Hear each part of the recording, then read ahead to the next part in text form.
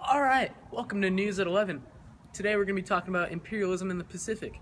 That's right, Brett. The situation is dire in certain areas of the Pacific, as the Western nations are taking over the smaller islands like the Philippines, Samoa, Hawaii, and many others. Now let's get down to field respondent Kret Barlow in Burma on Britain possibly annexing the Burmese. Thanks, Brett. We're here with Burmese citizen Bernice Bonkalanda. Happy to be here, Craig. Happy to have you, Bernice. So, what are your thoughts on Britain possibly annexing your country? It's ridiculous. These Brits thinking they can come in here and take over the place with their fancy metal stuff. No. Alright, back to you, Brock. Wow. Thanks, Kret. That was a pretty heated response. The Burmese must be pretty infuriated with Britain right now. I'd say so, Brett. Hold on. I'm getting word in right now. Oh, there it is. Britain has annexed Burma. What a surprising development. Let's go down to field reporter Frock Boos on the details. Thanks, Brock. I have with me here William Fancyson of the British Navy. Yes, quite. So how have the locals been reacting to this? They have been resistant, and they will continue to be at first. But eventually their efforts will prove to be futile against our immense forces. And Okay, that's great. Back to you. That's right, Brock. Let's focus now on what the French are carrying out. After successfully building an empire on the Southeast Asian mainland, Christian missionaries from France relocated to Vietnam and were able to convert many. However, Vietnamese forces felt threatened by the widespread of Western influence and therefore killed many missionaries and coveters in an effort to suppress Christianity. France then invaded Vietnam, and the Vietnamese forces fought against France. But they could not hold up against their immense power. That's the latest news we have for now.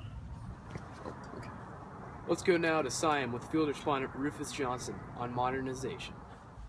Wow, thanks, Brett. I'm here with Mongkut. So, Mongkut, I'm dying to know, how's modernization going? Now that our civilization has a modernized government and military, we can begin to negotiate our independence with the Western powers.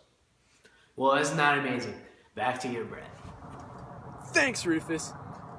Let's go now to the Philippines with field respondent Ron Donamo. Ron? Ron Donamo here with Amanad Noor of the Philippines. So, Amanad, how would you say the victory of the Americans over the Spanish has influenced your country?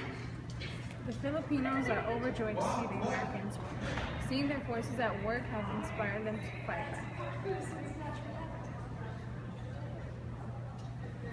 That's great. Back to you, Brett. You know, it's stuff like this that makes me glad to be an American. Wouldn't you say, Brett? Sure would, Brock. Oh, wait a minute. Oh. Okay, never mind. The U.S. has taken over the Philippines. As it turns out, in the fine print of the peace treaty between the U.S. and Spain, it mentioned that the U.S. was to pay Spain $20 million in exchange for ownership of the Philippines.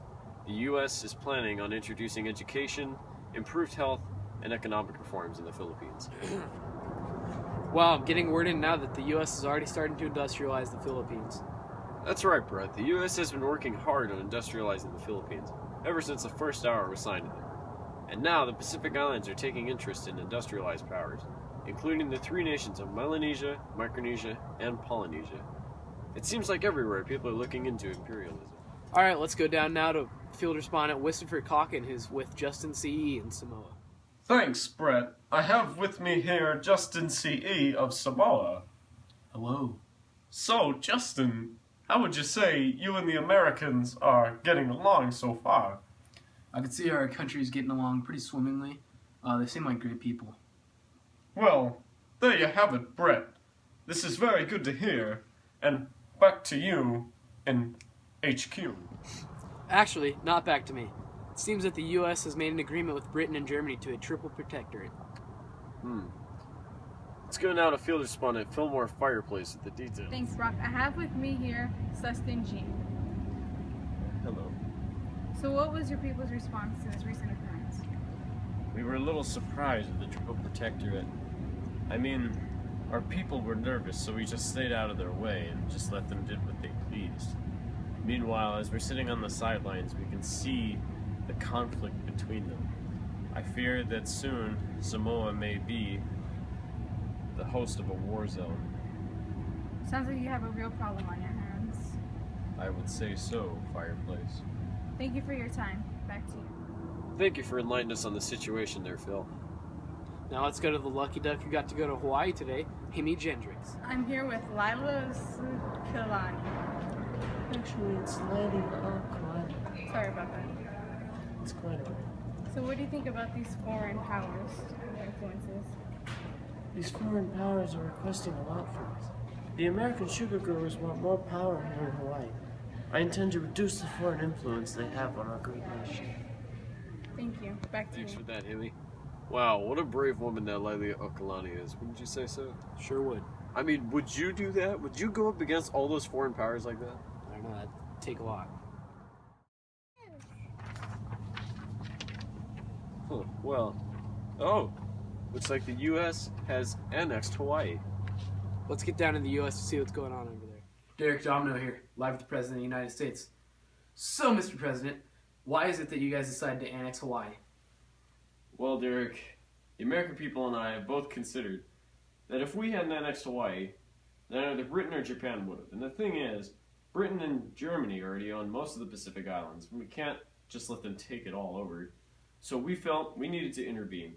And seeing as Hawaii has all the natural resources that we require, such as the American sugar growers getting the sugar they need, and, of course, the great vacation spots, we thought it was a great new addition to the United States. That's great. So, Mr. President, how did it all go down? Well, eventually, the sugar growers from America discovered all of the sugar they have over in Hawaii. And when they intervened, I guess the Queen was a little bothered by how much foreign power was dominating in her region there. And so, the American sugar growers decided to overthrow her when she thought she could reason with them. And that eventually led to the sugar growers wanting more. And that's when all the American people were considering annexing Hawaii. And so, eventually, I said, all right, we're going to annex Hawaii because I think it was a great decision. Thank you very much for letting me into your office, Mr. President. It's nice having you. Well, it's going to be nice getting to go to Hawaii without even needing a passport now that Hawaii is part of the U.S. I'd say. Sure has been a pretty busy night for us, wouldn't you say? Yeah, I don't think I've ever had such a busy news night. Well, that's all we got for you tonight, 5th period. Thanks for watching. See you tomorrow.